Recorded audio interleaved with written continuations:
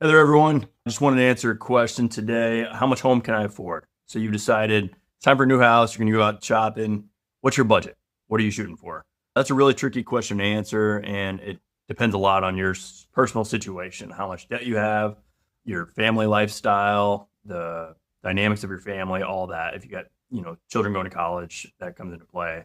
You might want to factor all those things in. But just a real rough guideline is something that I can share and kind of give you a target to shoot for, and then you can kind of tweak things as you need to. But first thing I want to say, the number that you got from the bank in the pre-approval process, if you're home shopping, that's one of the very first things you need to do is get a pre-approval from the bank.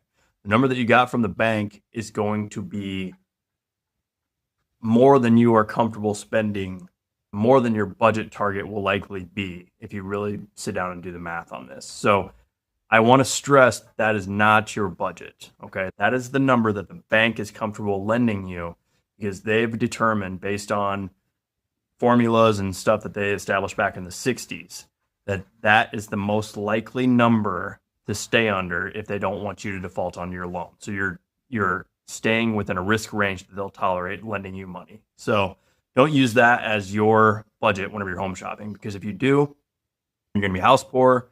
You're not gonna be able to afford to do anything else fun in your life and with your family, and there's gonna be other priorities. So you wanna factor that in so you don't be super stressed and poor. So, all right, so what I wanna say is your agent that you're working with, you should be able to say to them, hey, I'm approved for this much. This is my budget. Oh, this is really what I'm shooting for over here. Your agent should work with you on this. They should understand what you're trying to do, should know your budget target and why it's important to you. And they should also, when they submit offers for you, they should be getting a pre-approval letter that matches your offer that you're submitting. That way the seller doesn't know that you're significantly over-approved for the home that you're trying to purchase. So I want to walk through a real quick example just to give you an idea of how to do the math on this. And like I said, there's a million different ways. 3 times your household income is one way that some people use to kind of budget how much house they can afford. The one I like to use to at least give people a starting point. It's more on the conservative side. Dave Ramsey fans will like this approach and might already understand this. But it's 25% of your take-home income after taxes is what you want to be spending on your shelter expenses, whether that's rent or household expenses, your mortgage, your HOA, all that stuff. All needs to fit into that 25% of your take-home pay. And so let's walk through an example real quick so you know what I mean by this. So let's say you live in a house, you get 2 people working, you make $100,000, your spouse makes $100,000. So together you make $200,000. First thing we want to do is strip out taxes because the government gets their cut. So I like to use a nice round number, 30%. So 30% in most situations is pretty close to what you're going to end up paying in taxes. $200,000, 30% of that, $60,000. So you're left with $140,000. Divide that by 12. Every year, you should be spending about $35,000 on your house expenses, your income or your shelter expenses. Like I said, whether that's rent or HOA fees or things like that, that all needs to be included in there. $35,000 per year, divide that out by 12, you're a little under $3,000 a month. $2,916 per month is what you want to be spending on your house expenses. So, what does that mean?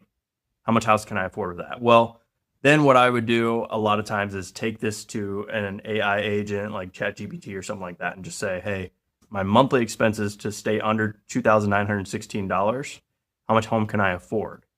I expect my HOA to be this. I expect my CDD to be this. If I have one, include that. I expect annual insurance to be this. I've got flood insurance that I need to factor in.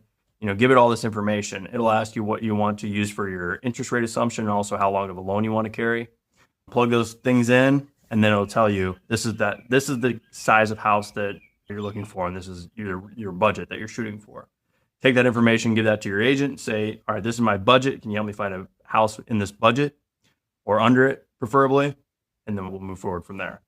That will allow you to stay comfortably in your finance zone that you need to be able to finance the rest of your life and live comfortably and not full of stress all the time. So another super easy way, if you just want very easy napkin math, is to take 18% of your annual income.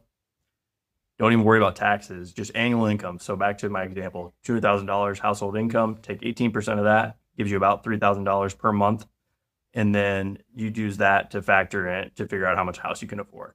Obviously, like I said, there's a million other variables that come into play. You might want to get more specific in what your situation is, but hopefully this at least gives you a good starting point to go from.